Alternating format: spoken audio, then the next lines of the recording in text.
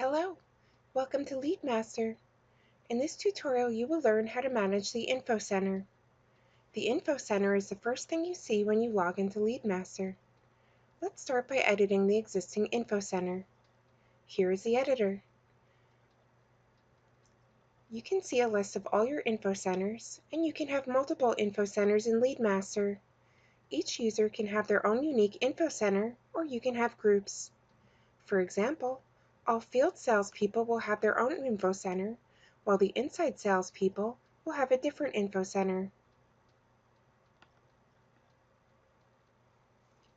This is the title that you see when you take a look at the Info Center list.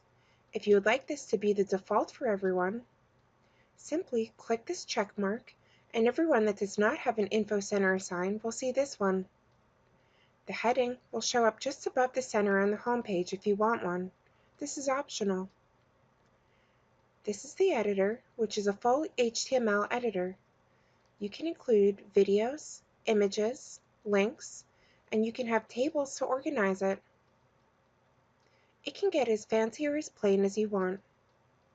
Now, let's go to the Info Center list to take a look at the Info Center associated with this workgroup.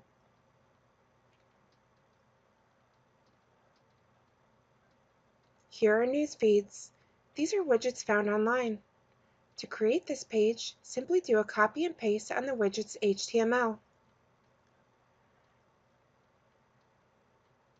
The one we were looking at a moment ago is the Field Sales Center. We can also see the Inside Sales Center and the YouTube training video. Simply copy and paste from the embed code in YouTube and you're good to go. Let's see what some of these look like. To do that, we'll need to make this Info Center the default for my login, and then log out and log back in.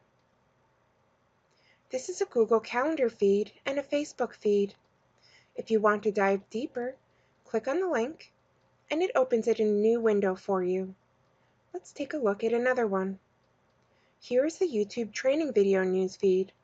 All you have to do is press play, and it streams a video right inside. If you need to delete an Info Center, all you have to do is go into Edit, then at the bottom of the page, click the Delete button.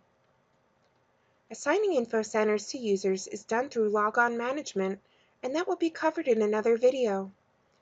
This concludes the tutorial on managing the Info Center. Thanks for watching.